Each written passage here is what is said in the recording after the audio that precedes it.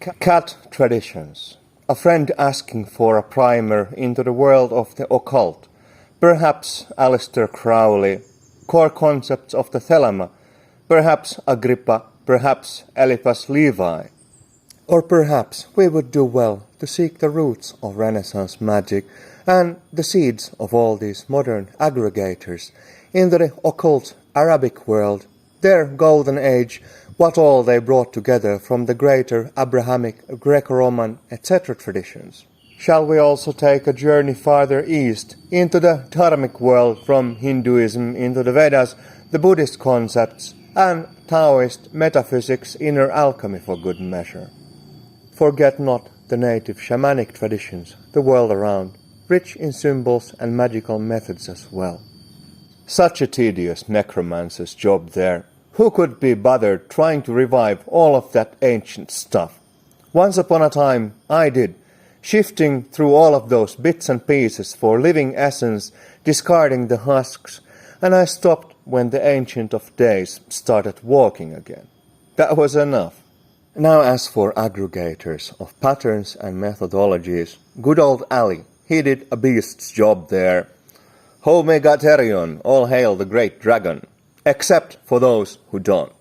Those who sip dragonheart for breakfast and eat the brains for supper.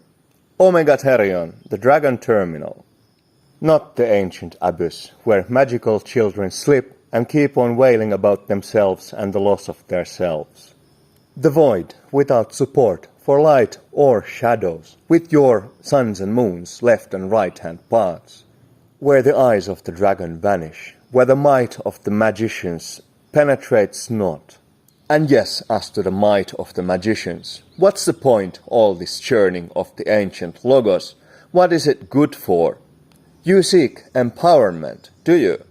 Every wannabe occultist, dork magician, symbolic manifestor, they gobble up all of this in order to become sovereign, to dominate, to have an edge over others and over this world by the use of magical methods.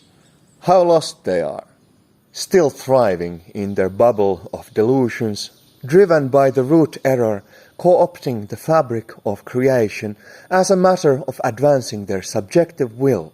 But that was not ever the will that is the way.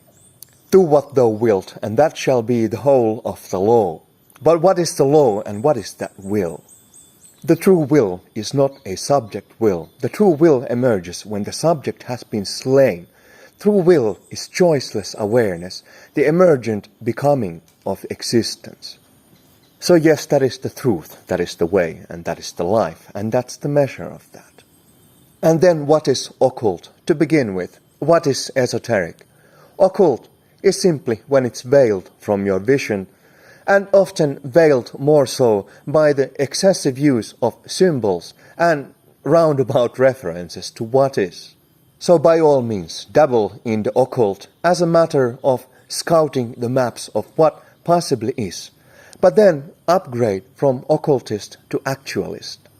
For the magic of the occultist, driven by subject will, lost in a mesh of symbols, is spineless and is heartless, no blood coursing through its veins. The water of life is the blood of life, and it courses freely in the veins of a creation liberated from your little conditions. Have you what need and business exactly to try and warp it in your favor? Have you factored in the workings of the whole of the system and the side effects that follow from your tweakings? Then, if you seek the fields of occult and the magical, by all means first understand the elements. Understand the primaries at work, the life behind the symbols. Recognize, stabilize, have converge the fields, realms, race of your human embodiment and beyond the immortal elements. When that is all in basic working order, you may dabble in theurgy, high magic, embodiment of divinities. But how many the diversions, the pitfalls, the short sellings on that path when your ego once again wants to assert itself, I shall be this deity, I shall hold on to it, rather than simply invoking, engaging, and dissolving as required. On that path, if you assert your subject will, you will not become all of what is, and you will not reach resolution from your conditions. It's simple. And in all of that simplicity, the world unfolds as it may. It may not turn in your subjective favor, like right away, but then again, whenever did one of those schemes not backfire when you tried to trip reality into your way? So then, all of that, engage it in way of a witness, not as a creator. The creator only ever rises from the will of the way. Otherwise, the witness abides. So that's all really, folks. Cross your pyramids, anchor your ankhs, and be free. Such a dramatic finale there. All a bunch of bullshit. But, yo, all good. Whatever. All hail, the cosmic nevermind. That's the invocation of choice.